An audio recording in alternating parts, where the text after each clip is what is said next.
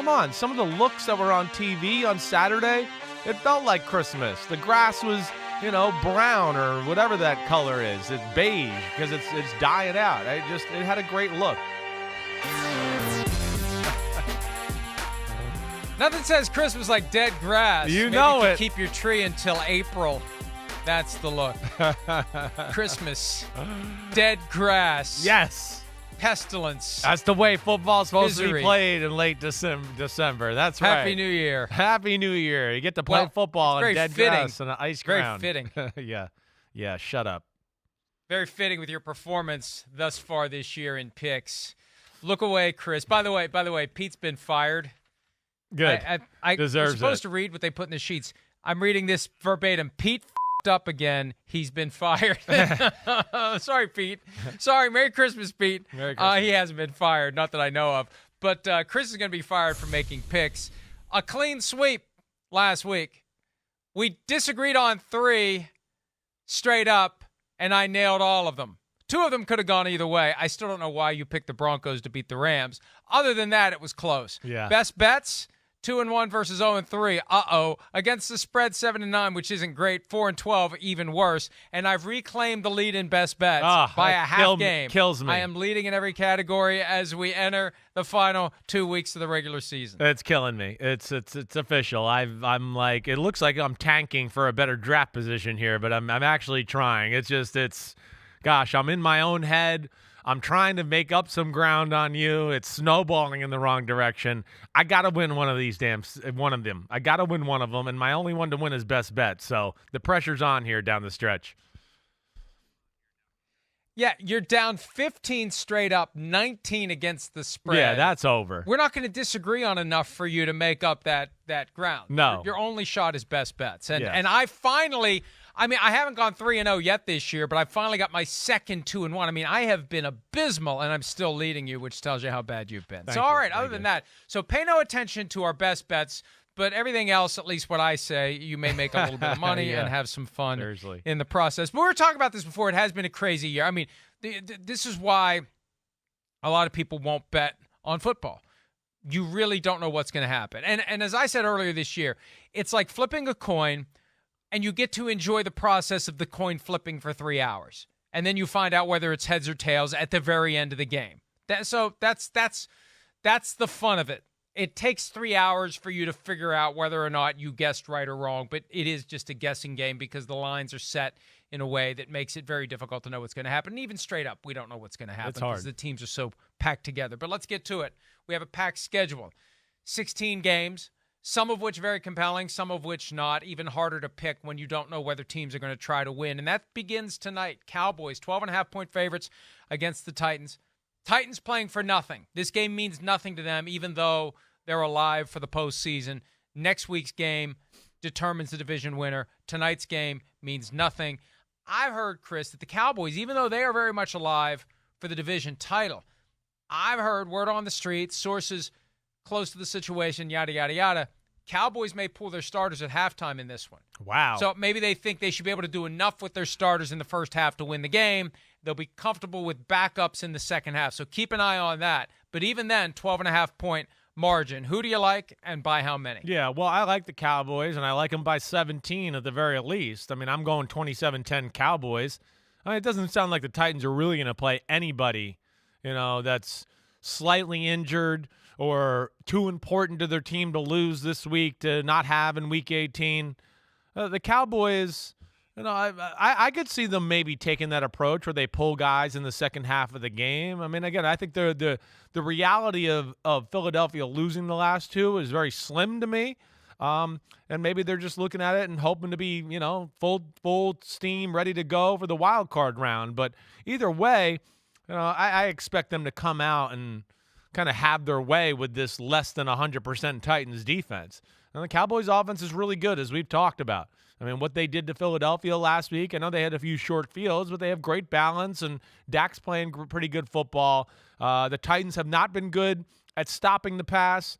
The Cowboys are good at that, and I think they are good enough to run, even with a everybody playing on the Titans defense to where I think it still would have been a tough task for that Titans defense. So I certainly like the Cowboys, and I think they'll put up some offensive numbers according to how quickly they pull some of these guys.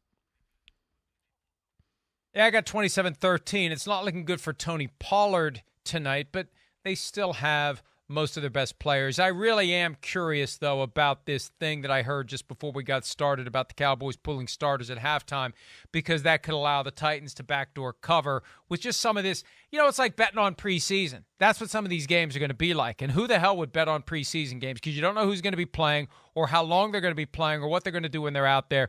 The Malik Willis stats that we showed earlier today on PFT Live are alarming. Right. I just don't think he can cut it against the Cowboys defense, whether it's first string, second string, third string that's out there. I like the Cowboys 27-13, but this is one I would never, ever, ever bet on. Too much uncertainty with one of the teams clearly not trying to win and the other team all in. And I think you said 27-10. Is that your score for this one? Yeah. 27-10? Right. All right. So we're almost on the same page with this, but who knows? Look, I'm going to watch it because it's football and it's on TV, and I am interested in Malik Willis. But Amazon went from having a great final Thursday night game to kind of a yuck fest. All right, let's move to Sunday. A very compelling game because the loser is done. Dolphins at the Patriots. It was a 1.5-point spread in favor of Miami before Tua was knocked out of the game with a concussion. Patriots are now 3-point favorites with an over-under of 41.5. Dolphins won way back in week 1. Can the Patriots turn it around? I mean, both of these teams stink lately. Can the Patriots turn it around at home on New Year's Day? Yeah, this is going to be a tough matchup. I mean, it's Teddy Bridgewater at quarterback, so they're not going to be quite at full strength. Or, it's a quarterback that hasn't played much, and it's week 17 during the year. I still think, though, with Teddy Bridgewater, that it's a dangerous offense. I'm interested to see what New England comes up with as far as a plan of attack on the defensive side of the ball. But I certainly don't think they're going to just shut this group down now that Tua's out. So I still think they pose problems. There's too many weapons. And even though they're on a losing streak, like we've talked about, It doesn't feel like Miami has played all that horrible. They've played some good teams, and then Tua with his little issue at the end of the game last week, laid it out there for Green Bay to steal a game in which they were clearly the better team on the football field. The other issue here is just, Mike, I'm going to pick the Dolphins to win the game because I just have no faith in the Patriots' offense. I think that's my big thing. You look at last week, I mean, it's a good Bengals defense the Patriots played, but that was an abysmal showing by the Patriots offense. It's just there's no creativity in the pass game. They're not a very good running football team. The way they scored last week, a pick six, a Hail Mary. I mean, I don't think that's sustainable way to win. I'm going to go Dolphins 23-20. I've got Patriots 23-17, so an opportunity for you to fall even farther behind me in this one. I just think it's time for the Patriots to get their act together.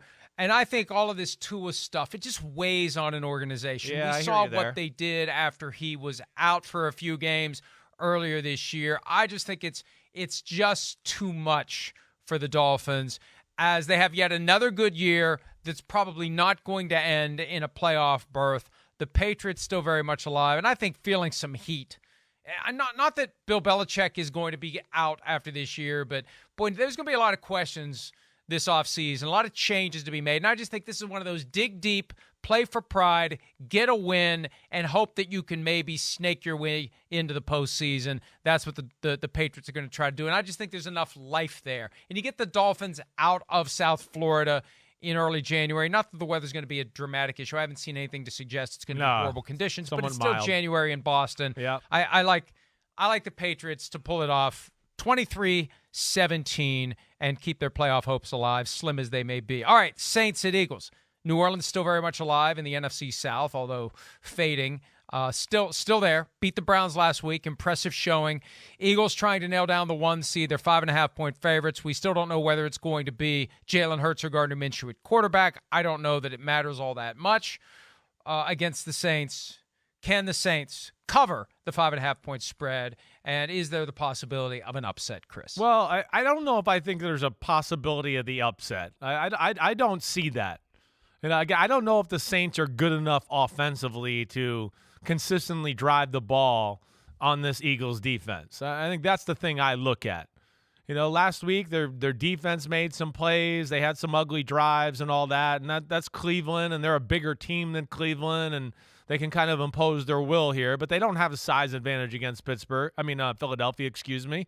And I feel like Philadelphia's defense is going to be a bounce back week after last week. I just feel like it's going to be one of those where they're going to be like, what the hell? We're a top 2 or 3 defense in football, and we let the Cowboys score too easily. In the quarterback situation with Gardner Minshew, it does not change my thought of them dramatically on offense. I know they're better with Hurts, but as we saw, Minshew's dangerous at that position. And you take away a fumble by Miles Sanders at the end of the game and really a great interception, and gosh, there was other mistakes along with that. You go, Philly should have won the game in a lot of ways.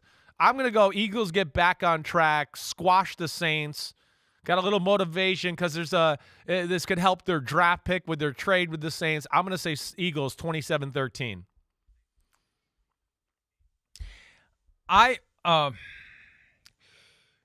like when the Saints use Taysom Hill more extensively. Yeah. Not simply because you and I were adopters of Taysom Hill 3 years ago, and we still can't figure out why they don't use him more, but they should use him more. He was on the field 46% of the time offensively last week, had a touchdown, 56 yards rushing. I want them to use him more, and I think their chances of making the postseason are enhanced if they unleash him. But even then, it's hard to imagine the Eagles losing this one. They've encountered some late-season adversity. Everything went so easily for them all year long, and now they lose to the Cowboys. They've got these injury issues. They haven't clinched the 1 seed yet, and it's still a little bit in doubt, although does anyone expect them to lose the next 2 games? I don't. I don't expect them to lose this Sunday, but I do like the Saints to cover this one. I think the Saints will keep it close. I've got 20-17, so the Saints just under that 5.5-point spread. I think they'll give the Eagles a tougher game. I'm banking on Gardner Minshew playing. Right. And the Saints really I'm impressed with what they did at Cleveland. They're going to leave everything out there on the field. This is it. This is their last stand.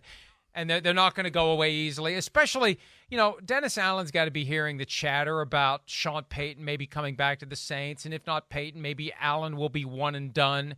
He's been fired before by the Raiders. I mean, this is a dig deep, go out and get it done game. It's not going to be enough to win, but I think it's going to be enough to keep it close, 20-17. Yeah, their defense has been staunch. Eagles tough lately. So I understand. That's what scares me. Is their defense. That's for sure. It seems to have righted the ship here the last few weeks to where, it's not easy to score points. And here's one other thing I'll just throw in with the Jalen Hurts conversation too. The Saints have had a hard time with Jalen Hurts the last 2 years when they played him and some of the quarterback design run and stuff, which is odd in the fact that they have that part of their offense with Taysom Hill, and you'd think they'd know how to defend it. But, yes, with Gardner Minshew, it definitely makes them less dangerous in that department. Colts at Giants, 64 years after the greatest game ever played. This one probably not in the same category as the 1958 NFC Championship game. The Colts are done. Nick Foles starting again. Giants 6-point favorites. They need a win to get into the postseason. 38.5 is the over-under. I assume you are fully in support of your New York Giants' fortunes in this one. I am. I expect the Giants to win, but I mean, 6 points is a lot for the Giants. That's where I'm a little nervous about that aspect of it.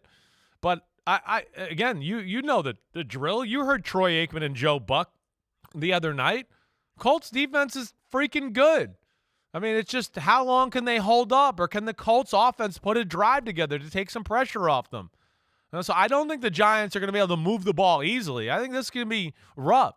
And we know the Colts offense is not good. It's not creative. There's no Jonathan Taylor. But I will say the one thing that scares me is the Giants playing man-to-man against, some receivers that can beat man-to-man. I'm going to take the Giants to win for sure. I'm going to take the Colts to cover, though. I'm going to go 21-16 Giants in this one. Wow. Wow. See, I don't know if you watched the game on Monday night, but I did, and I think the Colts are just shit right now. Maybe And you're right. all due Maybe respect, I it's maybe kinda need to too late change for my that. offensive expectations of them. I mean, you got Nick Foles just spraying the ball up for grabs. Hey, we're going to move the safeties back off the line of scrimmage. Yeah, because they're back there catching his throws. That's why they moved off. That's the best way to get him more than 7 yards away from the line of scrimmage. He's throwing the ball up for grabs, and they're going up to get it. I have no faith in the Colts right now.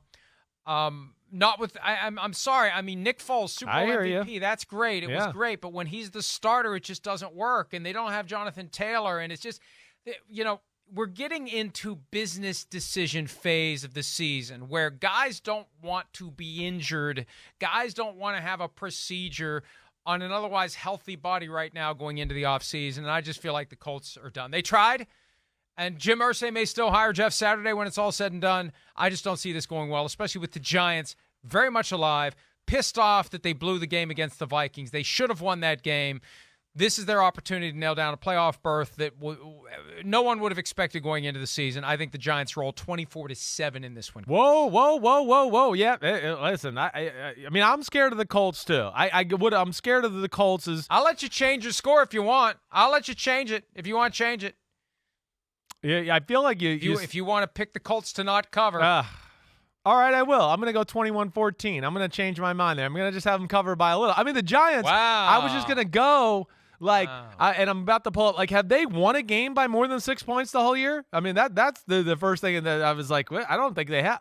Well, they beat the Commanders by 8 the other day with the Commanders on the 1 yard line about to go in to score to make the game less than that. But, that's where I just get worried. And it is a little different with, the Chargers, their zone coverages, and that's where I'm scared. But you know what? You talked me out of it, and I just feel like the Colts are going in the wrong direction, and I'm going to take the Giants to cover the spread on this one. I am. I'm going to go 21-14, Matt Casey. Thank you. Boy, now I hope the Colts cover. Even well, that's what I was like. I was literally going, I'm going to change it, and they're going to cover, and that's what will happen to me. That's kind of how my year's been going. All right, Browns at the Commanders. Washington is a 2-point favorite. Washington opened as low as a 1-point favorite, but they got a little bump once it was announced that Carson Wentz will start a quarterback instead of Taylor Heineke. I'm surprised it's only 2 points. The Commanders very much alive. The Browns very much dead. The Commanders just have to take care of business, and they'll probably get a gift next week against the Cowboys because the Cowboys will be locked in at the 5 seed most likely. Nothing to gain. Rest your starters. Commanders win that one. They win this one. They're in. Do you think the Browns have a chance to beat the Washington Commanders on Sunday? Well, I mean, yeah, of course a chance. I'm going to take the Commanders to win the game. The Browns still are, nothing dangerous offensively. I mean, they can run the ball. We know that. That's the marquee matchup of the game. The Browns run the ball just about on anybody. I mean, if you can run the ball on the Ravens, then you can run the ball on just about anybody. So that's the key to the game. And still Deshaun Watson, he's still not the guy that we've known or are used to seeing. I think between that, the Browns, yes, playing for nothing, Washington playing for everything. The only way I see them losing this game is just if Carson Wentz does dumb shit, which we know he can. But gosh, I mean, if he does that again this week, I'd just be wow. You definitely don't want to be a starting quarterback in the NFL. And this is a game where he's got to be almost a little conservative, for him at least. I know he's going to take some shots down the field, and that's where you like the potential of him at quarterback of the Commanders. It's going to open up their offense, and they can protect and run now to where now he can throw the ball down the field. They couldn't help him that way early in the year before he got injured. The Browns defense, though, is still a pain in the ass. They still got talent, and between that and the running the football, I think the Browns will hang around. I'm going to take the Washington to win 24-20, but I don't think it'll be easy.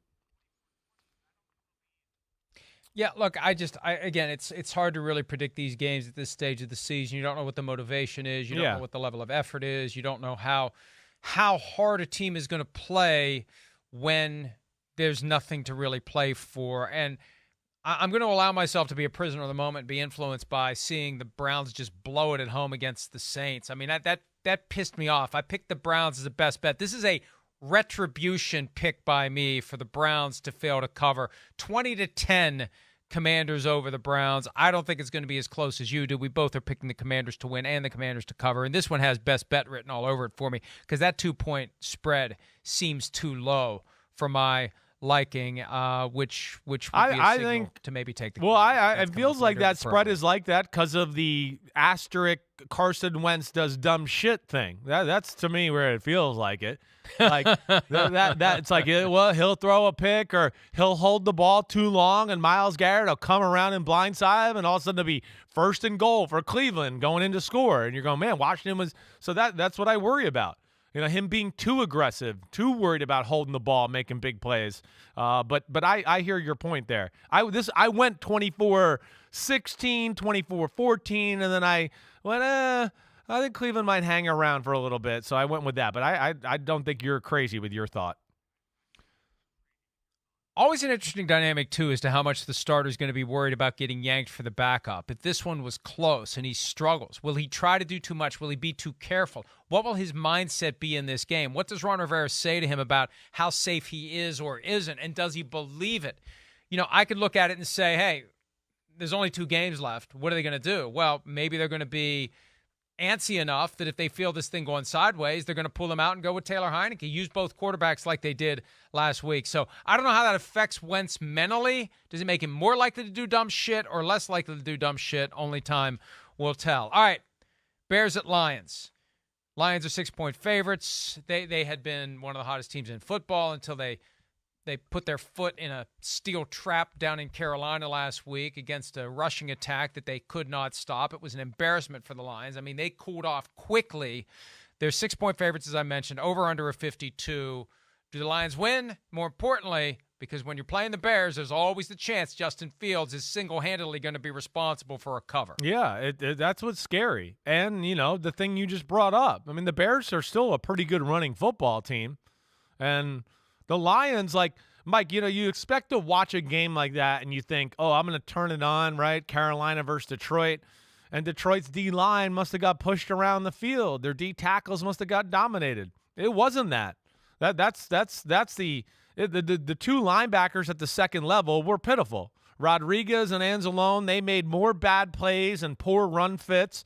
And a few times that Carolina game planned a few runs that the Detroit, how they lined up, they just couldn't stop it and where the ball was going. So there's issues there, but this is a team that, again, they don't have to worry about a dynamic passing offense with the Bears. I do think the Lions offense is going to have their way with the Bears defense. I would think they're going to be able to run the ball. The Bears, because of lack of run stoppers and that, they do play a decent amount of man-to-man. That's dangerous against the Lions. We know they're going to attack down the field. I'm going to go with the Lions to cover. I'm going to take it. I know he'll make some big plays and all of that. I'm going to go, what do I got here? 31-21 Lions. I think that this is one of those games where Justin Fields, who they're going to continue to utilize through the end of the season, get him more acclimated, get him more comfortable, and when all else fails, let him take off. I think the Lions win. And I'm looking at all of my scores. For some reason, I've got 30-27 popping up more than twice this week. But I like 30-27 for this one. Yeah. 30-20 late, and then you're going to have touchdown. Justin Fields rip off a 65-yard touchdown run. Remember how crazy their last game was at Soldier Field? I think it's going to be crazy. Maybe not necessarily as back and forth. Lions ahead late. Justin Fields scores a touchdown, and Bears cover 30-27 final score. Panthers at the Buccaneers. NFC South crown on the line. Panthers beat the Bucs in Carolina earlier in the year. Panthers would pull off the head-to-head sweep if they can beat Tom Brady and company. Tampa Bay is a 3-point favorite, over under of 40.5. That running attack for the Panthers last week, unstoppable. Brady becomes unstoppable when the game is on the line. We've seen it several times this year. They just stink otherwise. Who wins this one? Gosh, it's a tight one. I'm going to pick the Panthers to win the game. I'm not going to sit here and tell you that I feel real comfortable about that. There's just something about the mojo and the belief of the Panthers, and I don't think the Bucs got it. That's my biggest thing. I hear too many things about their team, that Brady's not really all that happy. There's just all these issues. And, they shamrocks up their ass the last few games against the Saints and the Cardinals. And Carolina's got more talent than those teams, really. Carolina's defense has found a groove. I have a hard time thinking. We know Tampa's offense is not good, period. It's not.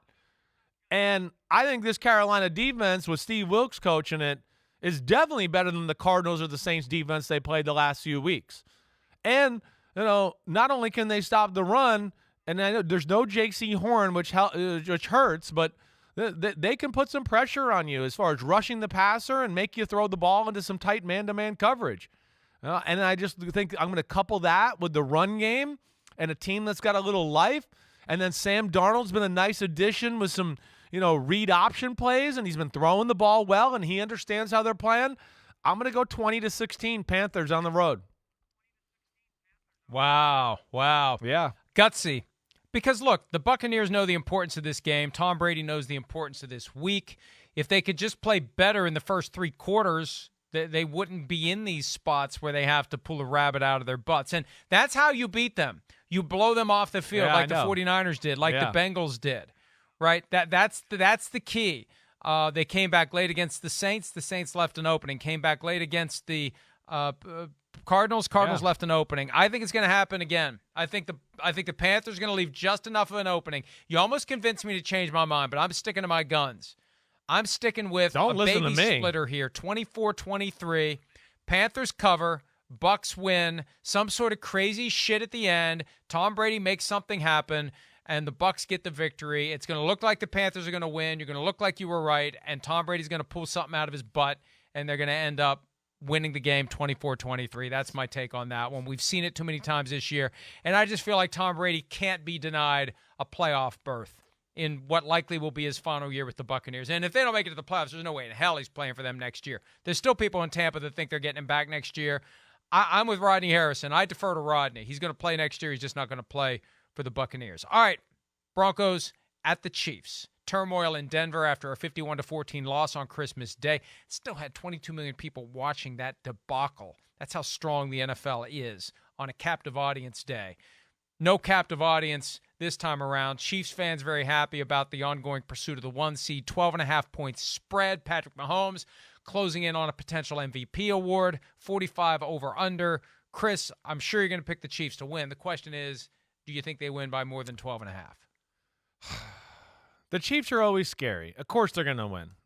The Chiefs are like, what I worry about with the Chiefs is like what we saw the first time. What I saw last week when they played Seattle, where, Mike, we know this is what you and I, we both get frustrated about this with Kansas City. They're not motivated.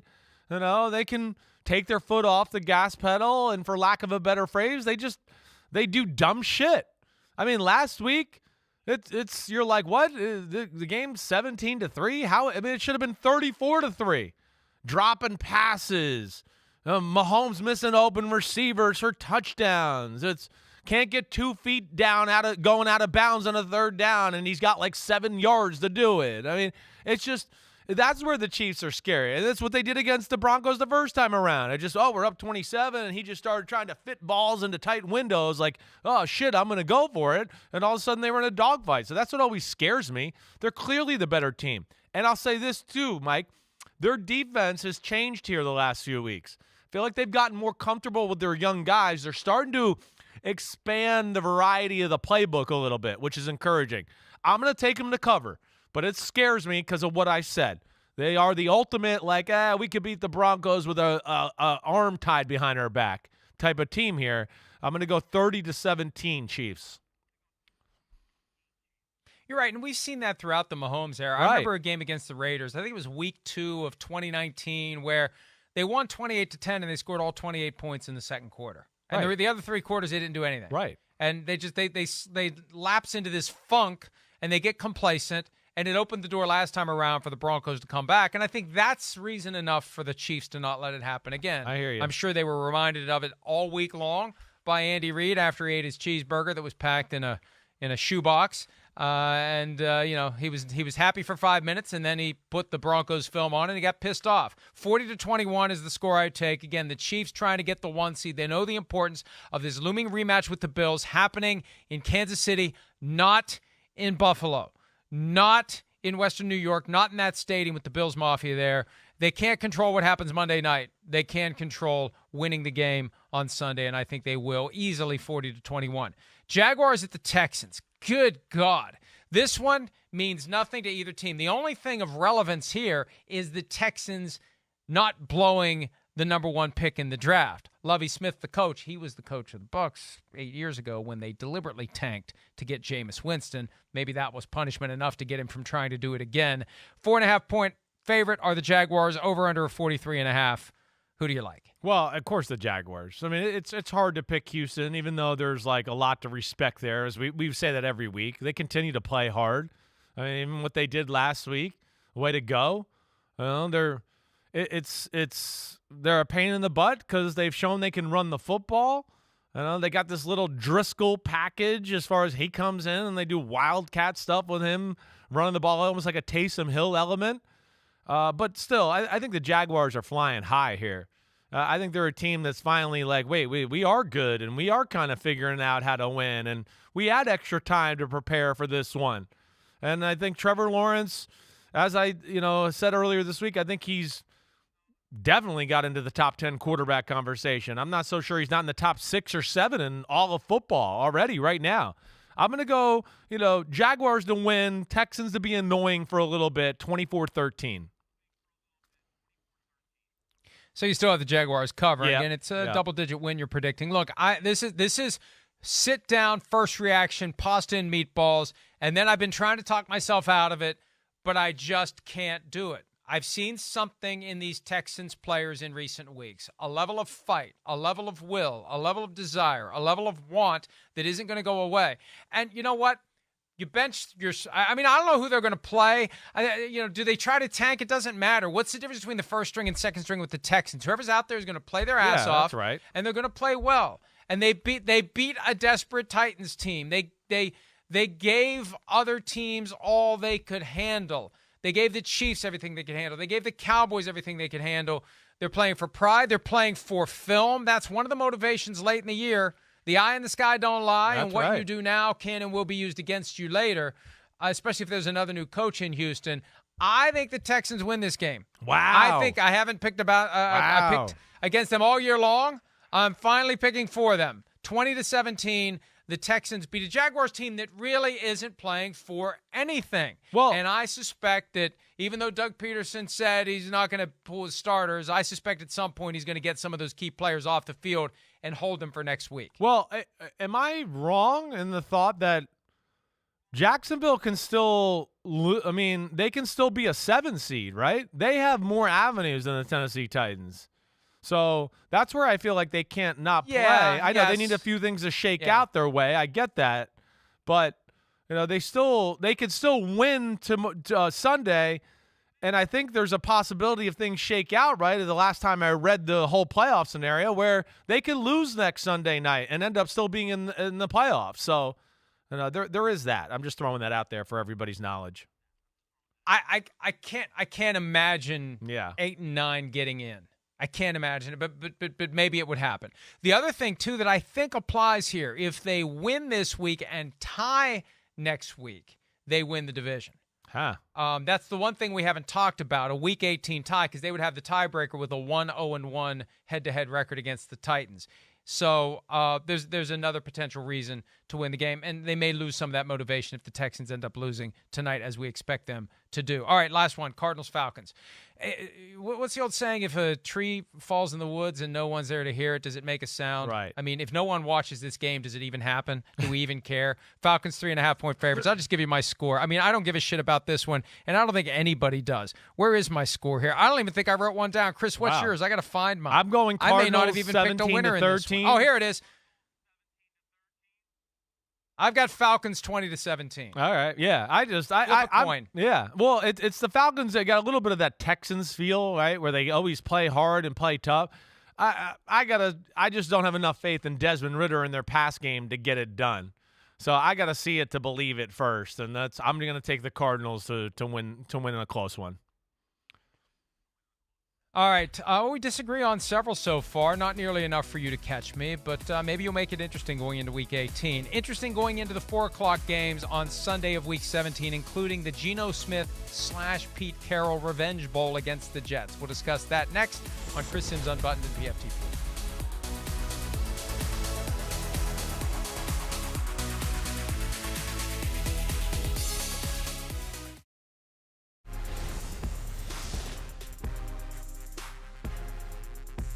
Oh, this is mean-spirited. Who would post something like this? Why would Derek Carr be a distraction if he's still with the Raiders? Would he just sit around all day giving people the death stare?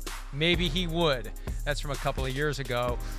Derek Carr now done with the Las Vegas Raiders by all appearances. The 49ers are 10-point favorites against the Raiders. This was a game when the Raiders were in Oakland. I mean, it was nasty. They had to quit playing in the preseason. The fights were so intense between 49ers fans and Raiders fans. The 49ers are rolling right now. Jarrett Stidham at quarterback for the Raiders. Kyle Shanahan tried to do his best Lou Holtz yesterday in talking up Jarrett Stidham and the Raiders. I mean, come on. It went from -6 to -10, and it should be higher than -10, frankly. Chris, give me your score for this one, which should get ugly in Las Vegas. Yeah, I'm going to say 31-14, right? And I think there's a chance that, could be 31-7 late in the game, and it's just a garbage time touchdown. You said it right.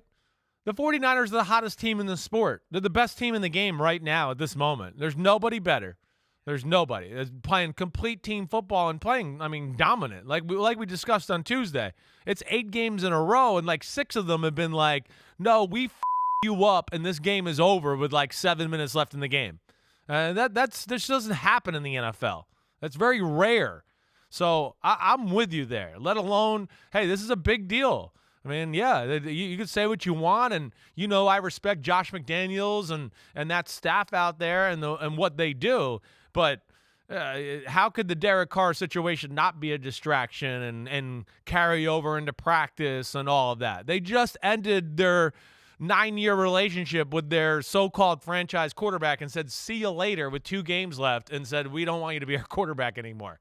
So that says a lot. I'm going to take the 49ers, like I said, 31-14. Yeah, I mean, they've given up on the season, so why should the players not give up on the season, right? That's the message. You're making a business decision to avoid owing Derek Carr potentially $40.4 million fully guaranteed. So you are using a lesser player. You've given up on the season. Why should we do anything other than what we have to do to protect our own best interests? I think it's going to be awful. I think it's going to be ugly. I've got 31-13. So, yeah. And I'm probably going to take the 49ers again as a best bet. They've been treating me well lately just because they've been kicking the shit out of everybody. Right. All right, Jets at Seahawks. Jets are favored by 1.5. Mike White is back. Geno Smith getting a little chance at revenge with the team that drafted him in the second round back in 2013, but then ran him off. They employed Pete Carroll at one point as a head coach and ran him off too. The Seahawks trying to pull themselves back into the playoff conversation, as are the Jets. Who do you like and why? This is to me is a total coin flip game. I came down to just I don't know who to take, and I'm just going to take the team that I think has more talent on the field, and that's the Jets. I don't feel necessarily comfortable about that. I'm going to take the Jets 20-17 here, but I know we discussed this morning. Let me just throw out a few things to think about for the fans out there. One, the Jets don't run the ball very well right now, and Seattle has a very good pass defense. They are a pain in the butt. They're creative. They got a shutdown corner on one side, and the other corner, Michael Jackson's damn good. So that is where I go, I could see the Jets offense having some struggles here because I just don't think they have a run game, and their O-line just not good enough to do that. And then they can be kind of creative with their blitzes too, which can stress that Jets O-line out. So that's my worry for the Jets. The other side of the ball, I think the Jets have a clear advantage over Seattle's offense. Seattle can't pass protect at all. And we've seen that the last 2 weeks. Geno Smith, I would argue, has probably been hit more than anybody in the sport last 2 weeks against the Chiefs and the 49ers. And now you got the Jets pass rush coming to town, which is legit. And again, the Seahawks offensive line, it's got 2 young tackles, and they don't open up a whole lot of holes in the running game. I think Geno make some plays. They'll hang around. I think their defense will keep them in it to a degree, but I just think the Jets are better in somehow, some way. I don't even know what that's going to be. They make a play, or Mike White makes a big pass to Garrett Wilson to kind of just, put them over the edge. 20-17 Jets. Yeah, look, oh boy, we disagree on a lot of. You're going Seahawks here too? Games this week. Yeah, I'm going Seahawks. I get it. Yeah. Tough environment. Crowd's going to be loud. Seahawks are still alive. They get a little extra boost this week by all the dysfunction in Denver. And let me tell you, they love it. They love what's going on with Russell Wilson and the Broncos. I know they Can't get enough of it. Yeah. And the Jets have been in this funk lately. I know. And there's dysfunction that's in the organization. And even with Mike White back, I just don't think it's enough. I don't think it's enough. And also, you can't rule out the possibility to take, Mike White taking another big hit, and then it's Joe Flacco in Seattle trying to make something happen because Zach Wilson's been exiled by the Jets. So I got the Seahawks 24-21. This is a gut feeling, pasta and meatballs. I just think the Seahawks are too good to have been as bad as they've been lately. This is one where they turn it around. I'm not. I mean, again, I'm so in my own head right now. I don't know if you can trust anything with my picks or scores. I'm literally in. Just listen to me break down games and don't listen to my scores. I mean, my original score I wrote down was 20-17 Seahawks.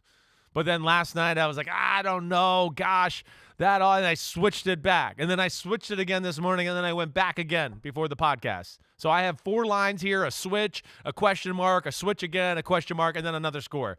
So I hear you there. And you said it right. Those are the kind of things that scare me too. I think the reality is your analysis is what keeps a game close, but it's always some crazy shit that decides the game at the end of the day. That's completely independent of anything that can be gleaned from watching film. It's just crazy things happen. It is. And that's how these analytics, games crazy things, even injuries. more frustrating. Yeah. Doesn't matter. Thanks for making some excuses bad for decision, me, though, man. bad That's my call, guy. good call, whatever. You're my guy. See, look at you, got my back right there. I love it. Vikings at the Packers, Lambeau Field, Week 17. Packers still alive, although it's going to take a lot for them to get into the postseason. Vikings 12-3, 11-0 in one-score games, and still trying to hold off the 49ers so they don't have to go back to Levi's Stadium and get their ass kicked there. They'll just get their ass kicked at home by the 49ers when it comes to it, but at least they won't have the long flight afterward. Vikings have plenty of motivation, though. And for all they know, when that game starts, maybe the Eagles lose to the Saints. All the more reason to keep the heat on the Eagles because they could still be the 1 seed. And what a difference that would be for the Vikings if they could pull that off. Do they win it at Lambeau Field, Chris? I'm going to say no. I'm going to say that, that totally crossed my mind. That it'll be kind of like a deflating thing. They're going to see the Eagles won, and they're going to be taking the field and go, oh, okay, it's over. Like, they're going to be playing their guys, but it's going to be over. And then, of course, the Packers, a little mojo going here. I don't know if it's really real. It seems like things have just continued to fall their way a little bit. But either way, we've seen little glimmers of their offense kind of, make some plays here as of late. I really think both offenses have a clear advantage in the football game. I mean, Green Bay, I have a hard time thinking they're going to slow down your Minnesota Vikings. And like we said this morning, Minnesota's not even a great running football team, but they're going to be able to run enough on this team, I think. And then that's just going to be watch out with Jefferson and Thielen, let alone even if they don't run it, I think we're going to be in watch out for Jefferson and Thielen. So that, and then I do think even though this, Packers offense is not necessarily exciting, they can run the ball. You guys have the worst defense in football. You don't like to play man-to-man, which means all these zoom, zoom, zoom little RPOs and quick passes are going to work. And then, that could lead to you guys going, okay, we're going to die a slow death here. Let's play some man-to-man. And then that's when you see, like last week, Rodgers only throws the ball down the field when it's man-to-man and it's outside, right? So that's where you could see maybe Christian Watson, if he is healthy, Dobbs, whatever. I'm going to take the Packers 24-20. I don't feel that great about them as a team, but it's at home. It's this time of the year, and I think the Vikings are kind of like know where they're at and just not going to have the motivation.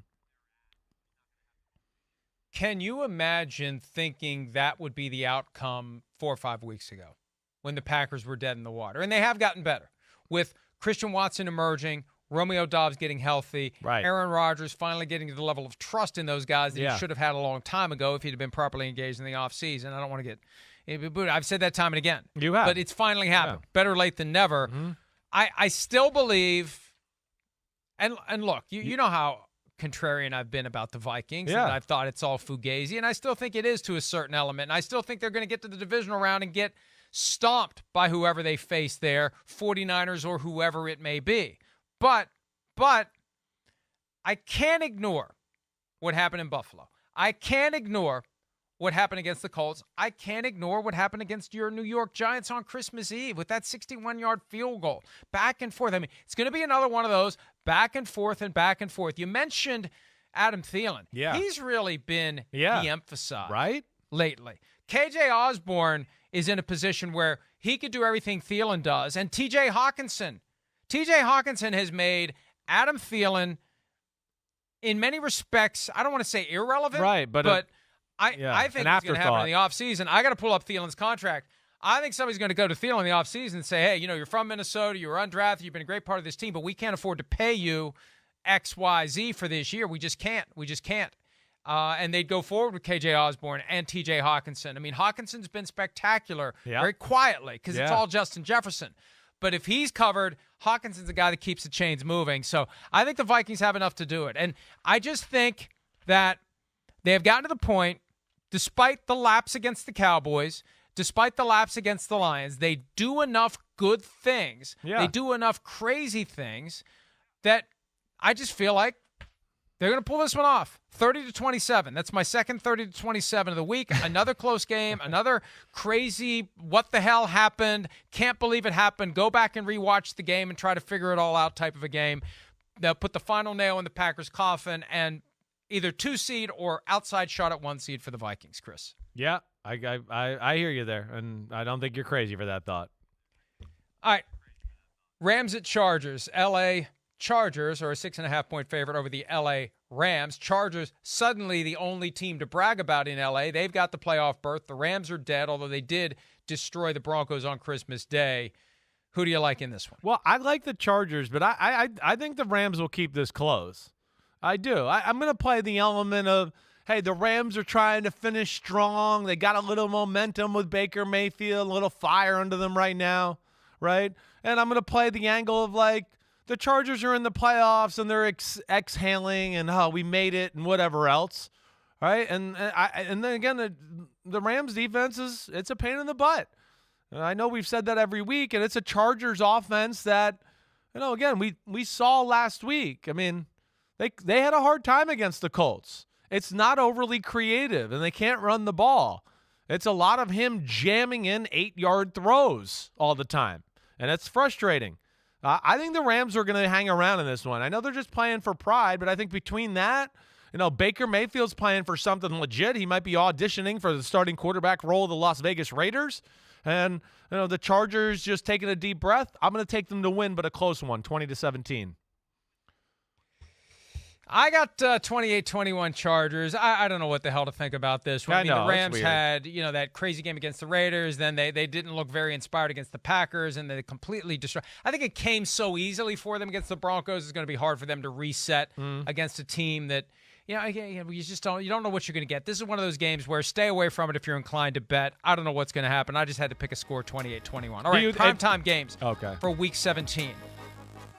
What do you got? Well, I was going to say, do you think the Chargers think about it all, whether, they want to be the 6th seed, the 7th seed? I mean, I guess there's really no way to know how that plays out, but that's the only thing I was, they're going to throw out there to you. Always be the highest seed you can be. Always aspire to be the highest seed because you never know when things are going to work out in a way that you find yourself at the championship round and you're hosting that game. And if you're the 6th seed, there's still a chance it's going to happen. All right, Chris Simms Unbuttoned, PFTPM, back after this.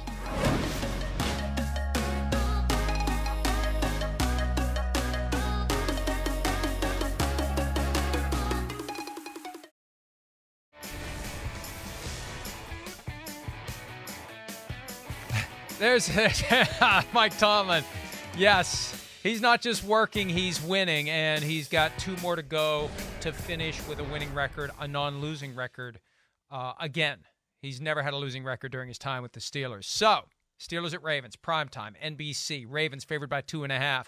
No sign of Lamar Jackson. Tyler Huntley show versus Kenny Pickett and company. We saw what the Steelers were able to do last week after the passing of Franco Harris. Can they do it again, Chris? I do. I think they match up well with the Ravens, like we saw a few weeks ago.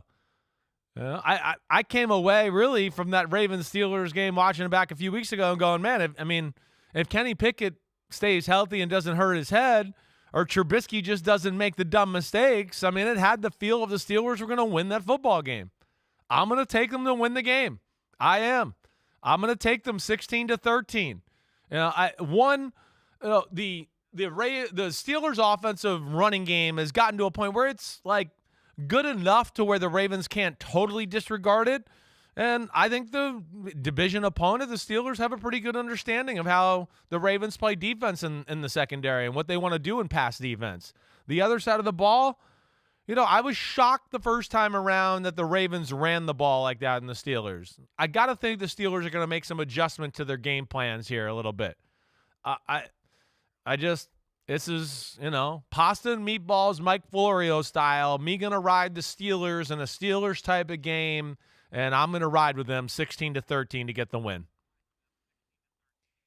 Well, we don't disagree on another game because I have the Steelers in this one 20-17. Look, we saw what they did on Saturday night against the Raiders. They just find a way. They find a way. They're not dead yet. They can be eliminated in theory by the time this game begins. I don't think they will be. I'm not ready to say they're getting to the playoffs, but I am not giving up on the Steelers until they are done. And even then, I won't be ready to give up on the Steelers. I think they're going to win the next two. I think they're going to finish 9-8. Whether that gets them into the playoffs remains to be seen. So I got the Steelers 20-17. The over-under for this one, by the way, 35, lowest of the week. All right, higher over-under on Monday night. Bills-Bengals. I think the outcome of this game is going to determine the 1 seed in the AFC. If the Bills win, they're the 1 seed. If the Bengals win, I think it's going to be the Chiefs, with still a chance it'll be the Bengals. 1.5-point favorites are the Bills. Chris, who do you like in the game of the week? Yeah, I'm so excited for this. I really am. It's, oddly enough, I know we got the two superstar quarterbacks here. I feel like this is going to be a defensive game. I don't think the quarterbacks are going to go off. They might have some good numbers. I don't know if it's going to necessarily translate into a lot of points. I think both defenses pose some problems, for the other defense. One, we know the concerns with Buffalo. I don't think they can really run the ball yet. Yeah, they ran the ball on the Chicago Bears. The Chicago Bears didn't even believe they were going to run it. On some of the runs, literally Bears linebackers are running down the field in pass coverage because they've been told, don't worry about the run. They're really not going to do it. And they got gashed that way, let alone they're not that talented up front, right? So nobody runs on the Bengals. Nobody. And the Bills ain't going to do it. And I worry the Bengals can cover people, zone or man. And you know me, I've been one that's saying, the Bills don't have people that can separate other than Diggs. He's the only guy. So I worry about that aspect. Now, I can see Allen scrambling and making a lot of plays. I am interested to see if Cincinnati can contain him, with Hubbard and the Hendrickson and banged up and not totally healthy. I could see him escaping the pocket. That could be a danger. But I would think the Bengals have a plan for him as far as quarterback spy, a little bit like they've done to Patrick Mahomes. On the other side of the ball, the Bills, Joe Burrow usually picks apart zone defenses, but the Bills are like one of the best zone defenses I've seen over the last few years. They are really good at that. And I don't think they're going to live in man. They don't want to play man. I'm going to take the Bengals. Late field goal to win this, 23-21. 30-27 Bengals, my third 30-27 of the week. I thought we were going to disagree on both primetime games, but we agree. Damn. I'm surprised you're giving up on your boy Blue. I really am. Well, I got a boy named Joe B, too. That you would pick the Bills. Yeah, that's my boy Burrow, too. So, they're my besties over here, all right? And, it's hard to pick here. So I'm going with, I just think that at home and a matchup that fits them, that's where I'm going to do it. But, this is a tough one. Man, I can't believe you took Cincinnati. I knew you were going to take Pittsburgh. I thought you would take Buffalo. I really would. Shit. But, okay, we're on the same page. The Bengals just have this kind of quiet chip on their shoulder, Agreed. And I could see it ride them all the way back to the Super Bowl. Uh-huh. It's just they made it there last year, and nobody believes in them this year. It's been the Bills and the Chiefs all year long. Behind closed doors, I guarantee you paint is peeling off the walls when the Bengals get cranked up about how nobody pays attention to them the way they should. After Monday night, they will be. Pay attention to our best bets and do the opposite. We'll have that next year on Chris Simms Unbuttoned at PFTPM.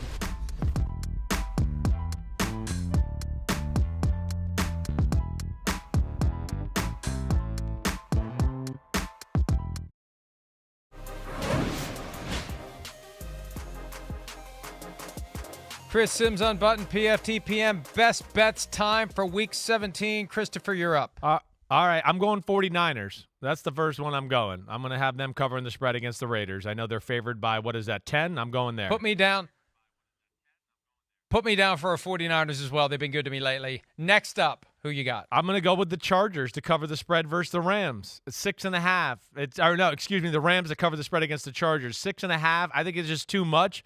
I think the Rams are still fighting, and I think the Chargers are going to, take a little relaxing, deep breath here in this one, not play their best ball. I'm going commando, baby. Washington giving 2 to the Browns. I think Washington covers that easily. Last one, Chris. I'm going to go there, too. There's not a lot that makes sense to me, and that does scare me a little bit. But I'm going to ride the Washington Commanders and Carson Wentz giving their offense a little bump here and their defense containing that Browns run game. Next one, I don't know what the hell to do. You know what I'll do? Since I persuaded you to abandon the Colts to cover, I'll take the Giants -6 to show you the faith that I do have in your New York Giants against a team that is done and over. Before we're done, Folsom Prison Blues, the one game we would take straight up if we were dying in a gutter, Chris. I'm taking the 49ers. It can't be the Jaguars this week. No, it's not. Who is it? Yeah, I'm taking 49ers. The 49ers to beat the Raiders. Yeah, 49ers. I'll take the Chiefs just for fun. I'll take the Chiefs. All right. Both Don't die by Russ. Thanks for some of your time. See ya.